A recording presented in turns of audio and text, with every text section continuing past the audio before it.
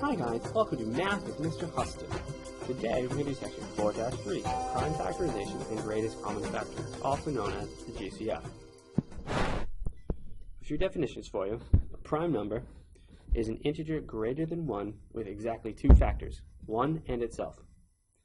Composite number is an integer greater than 1 with more than two positive factors.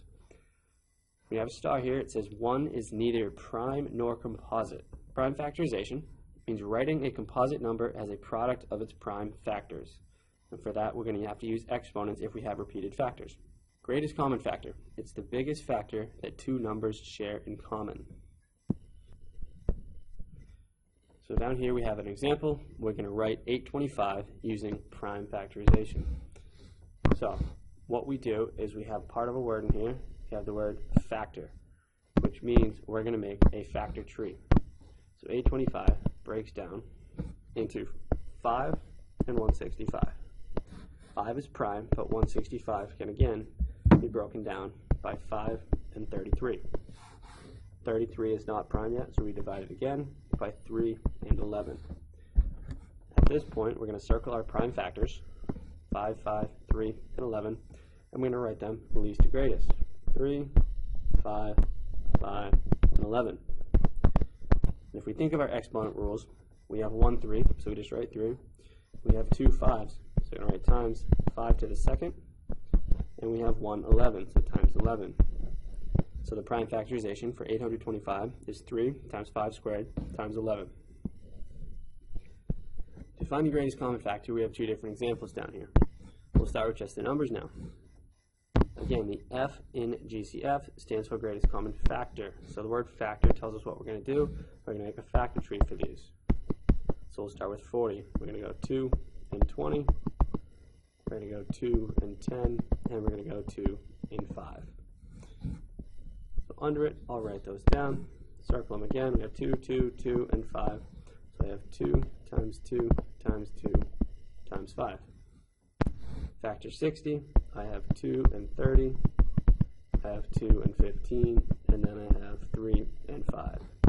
Circle my prime factors, 2, 2, 3, and 5, and let's list them down underneath 40. 2, 2, 3, and 5. At this point, we want to circle our pairs. We have a pair of 2's, we're going to pull that out. Another pair of 2's, let's pull that out as well. And look, we have no more 2's, so we'll cross it out.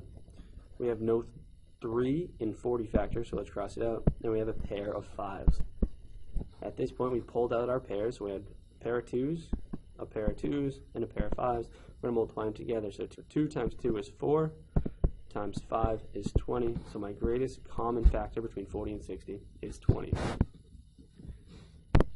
When we have it here, we have 6 a to the third b, 4 a squared b, so we have to factor our numbers. So 6 breaks down into 2 and 3, 4 breaks down into 2 and 2. So if we list these factors out now, we have 2 times 3.